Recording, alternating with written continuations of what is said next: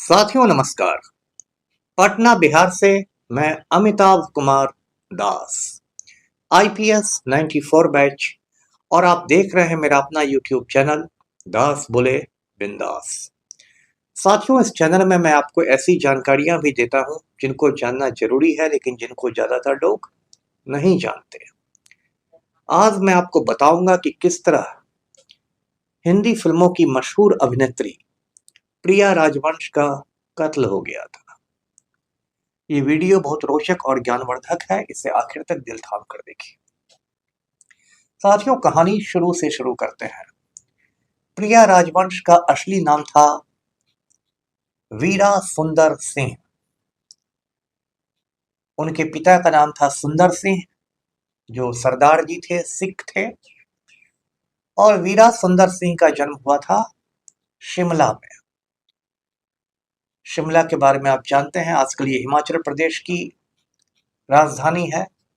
और जब अंग्रेजों की हुकूमत थी हिंदुस्तान पर, तो ये भारत की ग्रीष्मकालीन राजधानी थी, समर कैपिटल था।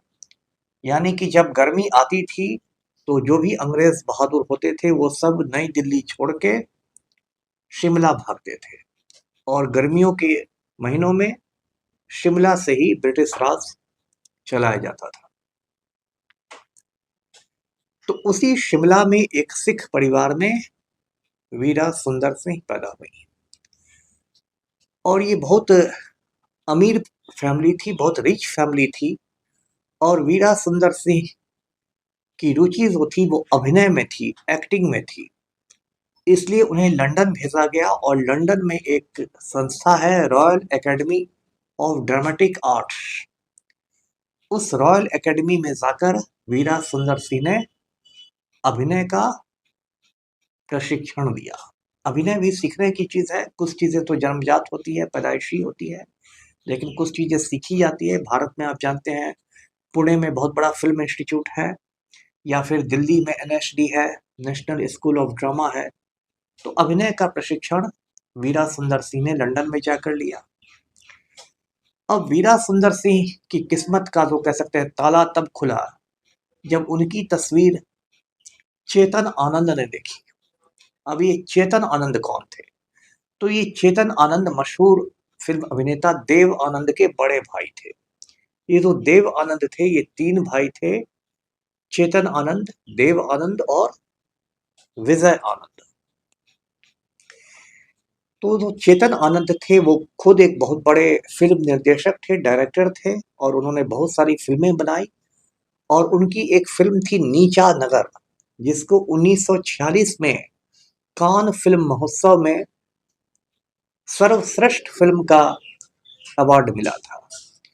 ये कान फिल्म महोत्सव जो है ये फ्रांस में होता है, एक अंतर्राष्ट्रीय फिल्म महोत्सव है। और ऐसे स्पेलिंग है CANNES, लेकिन उसको कांस नहीं पढ़ते हैं, उसको कान पढ़ा जाता है। तो कान फिल्म महोत्सव में चेतन आनंद की नीचा नगर फिल्म को सर्वश्रेष्ठ फिल्म का अवार्ड मिला, जो कि एक बहुत बड़ा सम्मान था किसी भी हिंदुस्तानी निर्देशक के लिए। 1949 में चेतन आनंद और देव आनंद ने मिलकर नवकेतन फिल्म्स की स्थापना की, और फिर इसके बैनर तले बहुत सारी फिल्में बनाई गई। तो ऐसा हुआ कि वीरा सुंदर सिंह को रणवीर सिंह नाम के एक निदेशक ने अपनी फिल्म में लेना चाहा था, लेकिन कुछ वजह से वो फिल्म बनी नहीं। तो रणवीर सिंह ने अपने दोस्त चेतन आनंद से कहा कि एक सिख लड़की है वीरा सुंदर सिंह, मैंने उसको फिल्म में लिया और मैं उसको नहीं काम दे सका। तो चेतन आनंद ने कहा कि उसकी तस्वीर मुझे भेज दो। चेतन आनंद ने जब वीरा सुंदर सिंह की तस्वीर देखी तो कहते हैं ना कि वो एकदम उस पर मोहित हो गए, लट्टू हो गए। उन्होंने कहा कि ये तो बहुत ही खूबसूरत लड़की है, इसे तो मैं फिल्म में लॉन्च करूंगा। और चेतन आनंद ने वीरा सुंदर सिंह से मुलाकात की और कहा कि ये जो तुम्हारा नाम है ये फिल्मों में कोई जमेगा नहीं, इसलिए मैं तुम्हें एक नया नाम देता हूँ फिल्मों के लिए, स्क्रीन नेम जिसको कहते हैं। और वीरा सुंदर सिंह का नाम बदल के हो गया प्रिया राजवंश। उसके बाद चेतन आनंद ने उसे अपनी फिल्म हकीकत की हीरोइन बना दिया, नायिका बना दिया। ये जो हकीकत फिल्म है, ये एक वार फिल्म है, युद्ध पर आधारित फिल्म है, जो 1962 में भारत चीन के बीच युद्ध हुआ था, जंग हुई थी, उस पर आधारित फिल्म है। और इसका एक गीत आपने सुना होगा, बहुत मकबूल हुआ, कर चले हम फिदा जानो तन साथियों, अब तुम्हारे हवाले वतन साथियों। तो उसी हकीकत फिल्म से चेतन आनंद ने प्रिया राजवंश को लॉन्च किया। हकीकत सुपरहिट फिल्म रही और प्रिया राजवंश की एक पहचान बन गई। उसके बाद तो चेतन आनंद ने एक के बाद एक फिल्में प्रिया राजवंश को लेकर बनानी शुरू कर दी। उन्होंने हीर रांझा फिल्म बनाई। हीर रांझा आप जानते हैं, पंजाब की एक प्रसिद्ध प्रेम कहानी है, जैसे लैला मजनू है, सोहनी महिवाल है, रोमियो जूलियट है। इसी तरह की प्रेम कहानियों में हीर रांझा का भी नाम आता है। हीर रांझा फिल्म में प्रिया राजवंश ने हीर की भूमिका की थी और रांझा बने थे राजकुमार। ये फिल्म भी अच्छी खासी चली। उसके बाद प्रिया राजवंश की फिल्म आई हंसते जख्म, जिसमें नवीन निश्चल हीरो थे और प्रिया राजवंश हीरोइन थी। उसके बाद चेतन आनंद ने और कई फिल्में बनाई, हिंदुस्तान की कसम, गुजरात वगैरह। और देखते देखते प्रिया राजवंश एक बड़ी अभिनेत्री बन गई। अब ये जो चेतन आनंद थे, ये पहले से शादीशुदा थे। इनकी वाइफ का नाम था उमा आनंद और इनके दो बेटे थे, केतन और विवेक। लेकिन अब ये हुआ कि ये इतने समय रहते थे फिल्म की शूटिंग के समय, सेट के समय प्रिया राजवंश के साथ, कि जो कहते हैं धीरे धीरे दोनों में मोहब्बत हो गई। और ज्यादा फिल्मी स्टाइल में मैं कहूँ तो चेतन आनंद प्रिया राजवंश की जुल्फों में कैद हो गए और उन लोग का प्रेम ऐसा परवान चढ़ा कि चेतन आनंद ने अपनी पहली पत्नी उमा आनंद को छोड़ दिया, तलाक नहीं दिया लेकिन अलग रहने लगे। और चेतन आनंद का बंबई के जुहू में बहुत बड़ा बंगला था, उस बंगले में वो प्रिया राजवंश के साथ रहने लगे। उन्होंने प्रिया राजवंश से शादी नहीं की उसके साथ, लेकिन रहने लगे, जिसको आजकल लिव इन पार्टनरशिप कहते हैं, हिंदी में जिसको सहजीवन कहते हैं। भारत में अब सहजीवन को कानूनी मान्यता भी मिल चुकी है। लगभग 15 बरस तक प्रिया राजवंश चेतन आनंद के साथ जुहू के बंगले में रही। उसके बाद क्या हुआ, 1997 में चेतन आनंद का इंतकाल हो गया, उनकी मौत हो गई। उसके बाद प्रिया राजवंश अकेले रह गई। इसी बीच चेतन आनंद के दोनों बेटे बड़े हो गए थे, केतन आनंद और विवेक आनंद।